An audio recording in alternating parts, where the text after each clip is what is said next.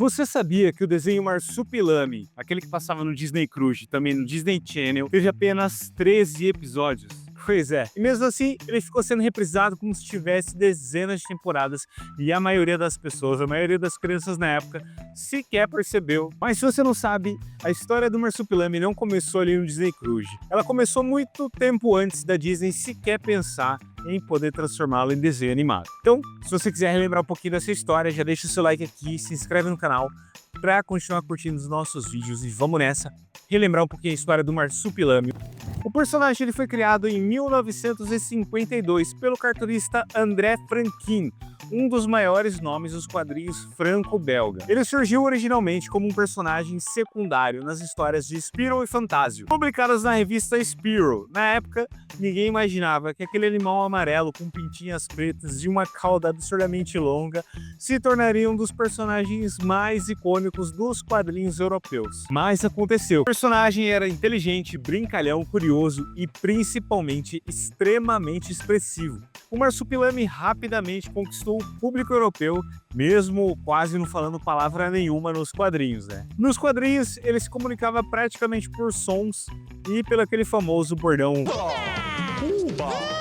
Por falar nisso, a cauda dele ele usava para se comunicar, também usava para lutar, para se prender nas coisas, para balançar, para poder salvar os amigos e batalhar com os inimigos.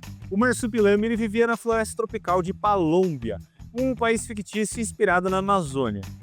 Cheio de aventuras, perigos e animais selvagens, ele estava sempre ali arrumando uma confusão.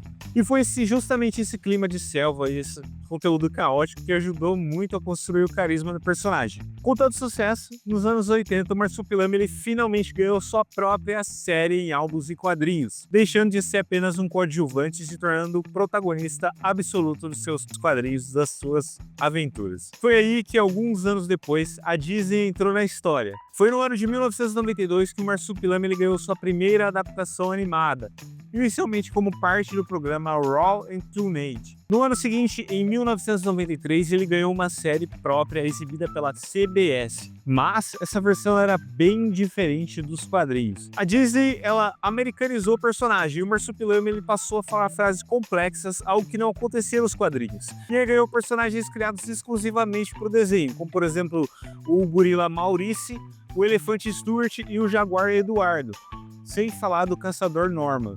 Apesar de divertido e marcante para quem assistiu na época, essa versão ela era considerada um pouco fiel à versão europeia dos quadrinhos. E mesmo assim ela foi uma versão que marcou uma geração inteira. O problema é que ela durou apenas 13 episódios. E aí vem aquela pergunta inevitável.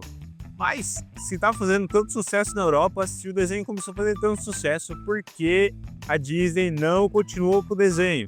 E a resposta, ela tá um pouquinho obscura nos bastidores. Mas o que aconteceu afinal? A adaptação ela acabou se envolvendo em processos judiciais com os detentores europeus dos direitos autorais do personagem, a famigerada Marsu Productions. A disputa ela girava em torno dos direitos autorais e de forma como que os personagens estavam sendo utilizados e promovidos ao longo do mundo. No final das contas, a Marsu Productions ela venceu o processo contra a Disney e isso praticamente enterrou qualquer chance de continuação da série lá pela Disney. Mas não só de Disney vive o Marsupilame. Lá na Europa, o Marsupilame continuou vivo. Entre 2000 e 2013, ele ganhou uma nova série animada francesa, muito mais fiel aos quadrinhos originais, focada nas aventuras dele e de sua família na selva, além de um maior contato com humanos, pesquisadores e temas ambientais. E mesmo décadas depois da sua criação, o personagem nunca desapareceu de verdade. Em 2025 foi anunciado que a Nickelodeon adquiriu uma nova série animada em CGI chamada The Marsupilames, planejada para distribuição mundial, provando que o personagem ainda tem força e apelo até hoje. No fim das contas, o Marsupilame ele se tornou muito mais do que um desenho que passava lá no Disney Cruise.